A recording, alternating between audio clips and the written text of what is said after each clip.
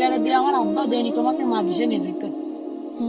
এই জায়গাটা আমার কত স্মৃতি ছিল, এখন এই জায়গাটা কত পরিবর্তন হয়ে গেছে। যাই, বাবা মনে হয় বাড়িতে চিন্তা করছে।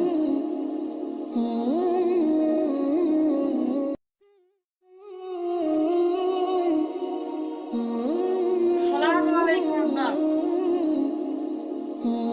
ওয়ালাইকুম আসসালাম আমার বাবা। বাপ, আজ তোর এত দেরি হইল কি জন্যে?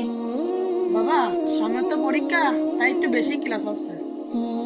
বুঝলাম বাবা, তুই ঘরের মধ্যে যায় ওই সাইডে ভাত খেয়ে নে, আমি একটু কাজেতে ঘুরে আসি। হ্যাঁ, আচ্ছা বাবা।